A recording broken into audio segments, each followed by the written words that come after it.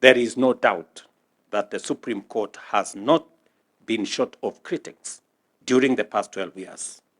Its decisions have been and will be debated and dissected vigorously. And in a number of cases, disagreements will linger for long. Nevertheless, it would be unduly pessimistic to overlook the court's clear efforts to interpret the Constitution with wisdom, reinforcing pillars of democracy, justice, equality, freedom, good governance, accountability, and the rule of law in a very robust way with immense clarity.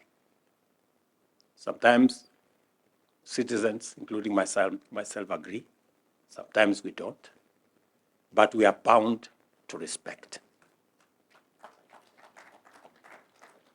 It has pronounced itself on a broad range of pertinent issues across legal landscape, and in so doing, entrenched certain principles and values as non-negotiable procedural and substantive elements of good policy.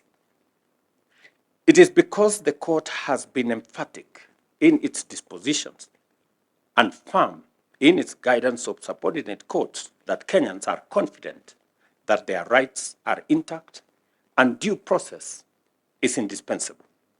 In turn, this confidence has fostered courage, openness, and vigor in our society, values the Constitution envisioned for the Supreme Court and the judiciary in terms of being faithful to what the Constitution expected of the judiciary.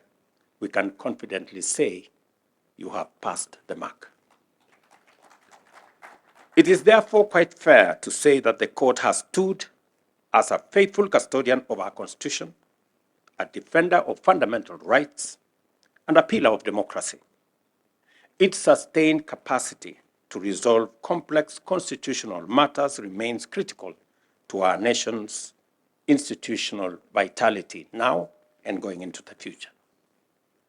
Even as we celebrate the court's achievements, we must recognize that there remains some way to go for us to reach the Constitution's promised land, that the pursuit of justice is unending, and that as long as we are free and a democratic nation, competition and disagreement will require resolution.